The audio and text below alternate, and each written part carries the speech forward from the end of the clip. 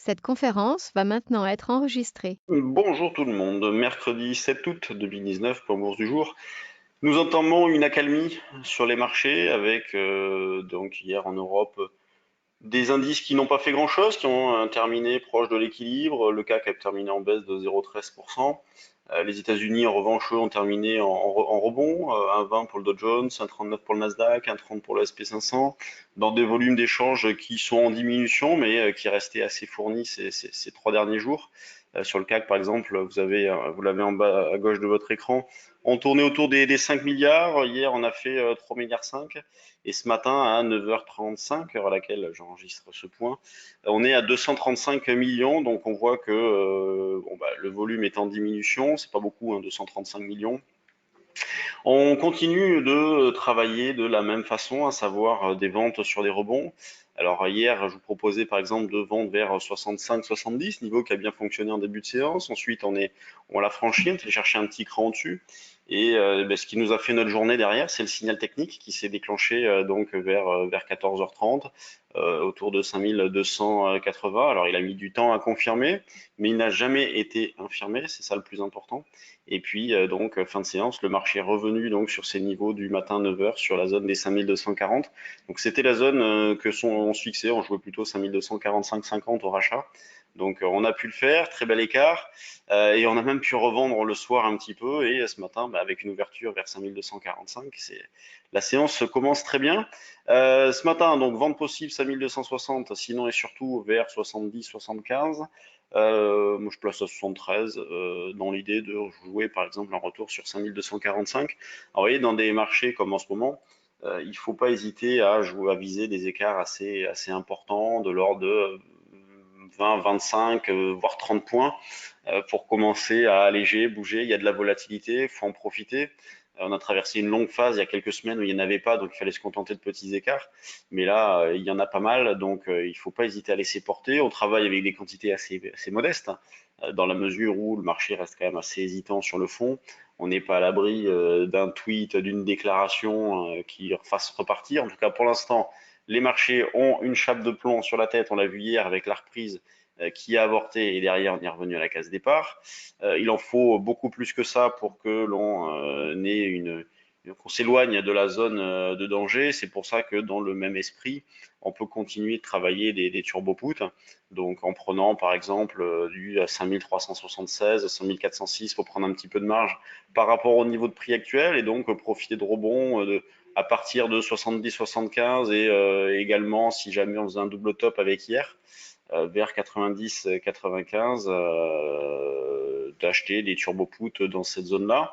Euh, Nous, en ce qui nous concerne, en ce moment, alors oui, on fait de l'intraday, des écarts, tout ça, mais sur nos positions de fond, on est surtout dans la gestion de ces positions-là, à déboucler des positions qui ont été créées précédemment, notamment vers 5006, comme je vous indiquais, et Jean-Louis vous le disait également sur BFM, avec des puts synthétiques que nous avons montés. Alors, on en a monté précédemment aussi, mais on avait continué de travailler en puts synthétiques sur ces niveaux-là, avec les achats de puts par exemple 5200 septembre qu'on avait proposé aussi. Donc là, c'est sûr qu'avec une baisse de 400 points, bah, il y a de quoi bouger, hein, il y a de quoi faire des choses, d'alléger, sortir certaines positions. Donc c'est dans ce sens-là où on est davantage dans la fermeture de position plutôt que dans la création véritablement.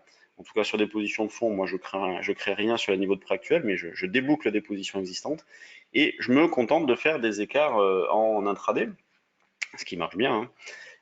Sur le DAX, eh bien, on est dans la zone de vente, hein, sur le trade du jour dynamique. J'avais proposé 11 660 comme zone proche et sinon, bah, après les plus hauts d'hier. Donc 11 660, ça a été fait. On peut viser 11 615-20 pour alléger et puis on ne peut pas faire l'impasse sur un retour vers 60-70. L'eurodoll, lui, donc, bah, est en reprise. Hier, il n'a pas fait grand-chose.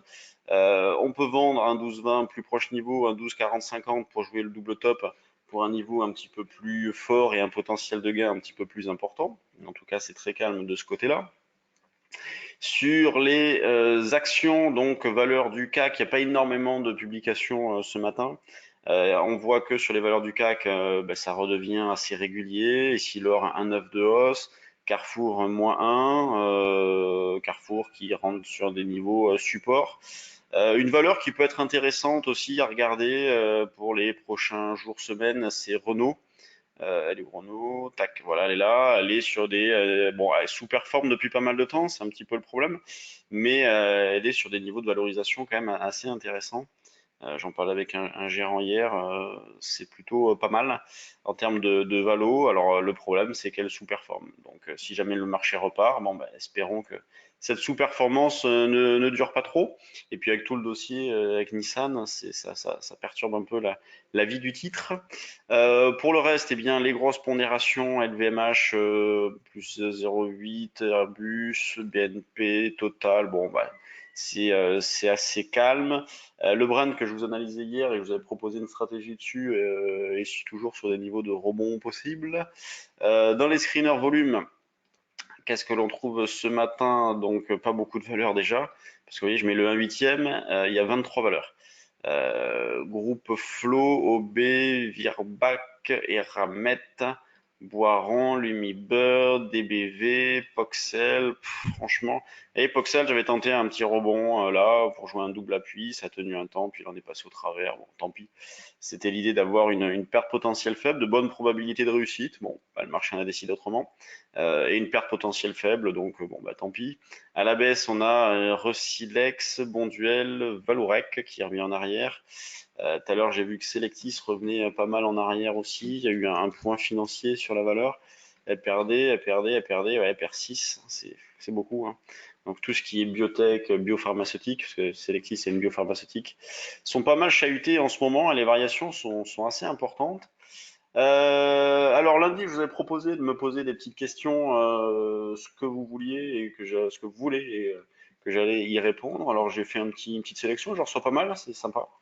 Bon, j'en ai retenu deux ce matin, notamment une question sur la différence entre la vol implicite et le VIX, et une autre sur les stop garanties. Alors la volatilité implicite dont je parle tous les jours et qui est aujourd'hui à, on va regarder ça ensemble. Je vais prendre sur septembre parce que août c'est un peu trop près. Le futur, allez, on va dire à 5000. On est autour de 17 de vol implicite. Donc quand je parle de vol implicite, celle-ci c'est sur le CAC 40. Donc c'est la déduction des primes des options à la monnaie. Donc on est autour de 17 de vol.